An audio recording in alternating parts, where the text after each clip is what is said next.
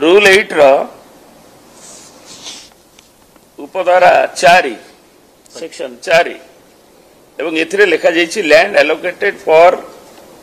residential purposes shall be recorded as घरबारी एटा institutional residence purpose रे दिया जाइछि एवं ये होछि ओजीएलएस 2020 जाकि 8 सितंबर 2020 रे इटा गेजेट नोटिफिकेशन होछि ओडिशा सरकार को द्वारा आईन रो प्रावधान अछि एवं जो बेंचमार्क वैल्यू जो अंचल पे जहां निर्धारित थाए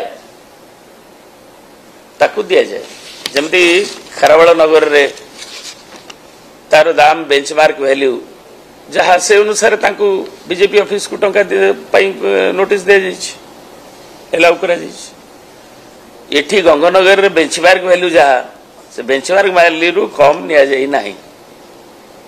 तेनु ताकू ठिकणा भाव में पालन करा जाई करी एको करा जाइछि तेनु केवल जेतबळे फैक्ट होछि गोटे एवं जहा कि सरकार नथिपत्र रे भी अछि तेनु ये जो मंतव्य बोधे ये विषय संपूर्ण भाव में मंत्री महोदय को अवगत करा जाय नहीं ये विभ्रांति कर ठीक नुहे एवं आमे ये असहिष्णुतार गोटे बीजेपी दलर परिचय बोली ये अनुभूत हो कारण सब ठीक थिला बेले सही दिन बीजेडी और बीजेपी को नेला बेले एवं बेंचमार्क वैल्यू अनुसार जे जो अंचल रे एलोकेशन करा जायछि ताकू दिया गला बेले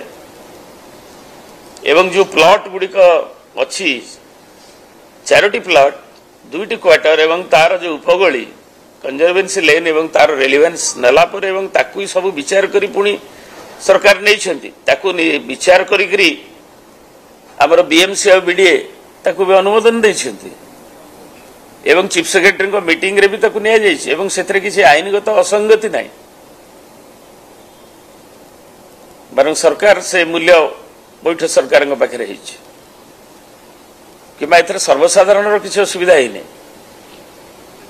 तेणु ये जो शंख भवन संपर्कित केवल जेहेतु मीडिया रे प्रकाशित हेले किसी विभ्रांति उपजीव ताकू स्पष्ट करने